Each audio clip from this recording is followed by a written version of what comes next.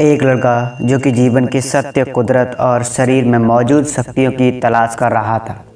उसे किसी ऐसे आत्मज्ञानी व्यक्ति की ज़रूरत थी जो उसे जीवन का रहस्य बता सके। वो तलाश में निकल पड़ा। बहुत जगह महीनों तक वो भटका, लेकिन वो किसी आत्मज्ञानी पुरुष से न मिल पाया। फिर एक रात वो किसी गांव में रुका।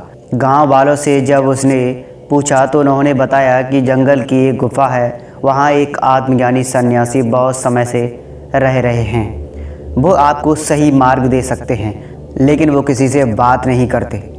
अगर सच में उन्हें आप में कोई बात नज़र आएगी तभी वो आपसे बात करेंगी।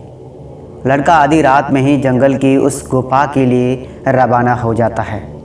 जब उसे गुफा मिल जाती है तो वो देखता है सन्यासी आंखें बंद करे साधना में लीन है। लड़का उनकी साधना ख़त्म होने का इंतज़ार करता है। जब वो आंखें खोलते हैं तो सामने वो लड़का होता है। लड़का कहता है, प्रणाम, मैं बहुत दूर से आपको ढूंढता हुआ यहाँ आया हूँ। मैं आपसे कुछ पूछना चाहता हूँ और जानना चाहता हूँ। सन्यासी उसे कोई जवाब नहीं देते और उठकर जाने लगते हैं। लड़का कहता है, आप जैसे महान सन्यासी हम जैसे लोगों का मार्गदर्शन नहीं करेंगे तो कौन करेगा। इन शब्दों को सुनते ही सन्यासी रुक जाते हैं और उससे कहते हैं, मैं तुम्हारे सवालों के जवाब देने के लिए तैयार हूँ, लेकिन तुम उसके जवाब लेने के लिए तैयार रहना, क्योंकि हर कोई सत्य ग्रहण नहीं कर सकता। लड़का पूछता है, आप यहाँ कब से हैं और आप अपना पेट कैसे भरते हैं। सन्यासी कहते हैं, पेट भरने के लिए मैं हवा खाता हूँ, फूल की सुगंध लेता हूँ, इससे मेरा पेट भर जाता है। ये सुनकर लड़का चौंक जाता है।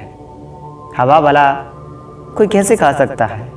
लड़का उनसे बहुत से सवाल पूछता है। फिर अंत में पूछता है कि अगर कोई आपकी तरह शरीर में मौजूद चमत्कारी शक्तियों का प्रयोग करना चाहे तो उसे क्या करना होगा। एक साधारण मनुष्य उस अवस्था तक कैसे पहुंच सकता है, अब मार्गदर्शन करें। सन्यासी उस लड़के को बातें बताते हैं जो बहुत गहरी बातें हैं और हम सबके काम की बातें हैं। इस दुनिया में सारा चमत्कार हवा में छुपा हुआ है। अगर कोई सही तरीके से हवा यानी सांस लेना सीख जाए और यदि कोई हवा अपने शरीर और दिमाग के अंदर कोष्ठों तक पहुंचाना सीख जाए तो उसके शरीर के बंद हिस्से खुलने लगेंगे और उसके अंदर एक अनोखी शक्ति का जन्म होगा। जितनी मात्रा में कोष्ठ खुलते रहेंगे, जितनी मात्रा में कोष्ठ खुलते हैं, उसी मात्रा में शरीर और दिमाग हल्का होता चला जाता है और उस अवस्था में कुदरत की चमत्कारी शक्ति सबसे अधिक एक्टिव होती है। उसे तुम्हें एक जगह केंद्रित करना सीखना होगा और तुम भी कुदरत की उस शक्ति को महसूस कर पाओगे। इंसान के पास जीने के लिए केवल एक ही पल होता है। वो एक पल में एक ही सांस ले सकता है। दो सांस या दो पल को भी एक बार में इकट्ठा नहीं पकड़ सकता।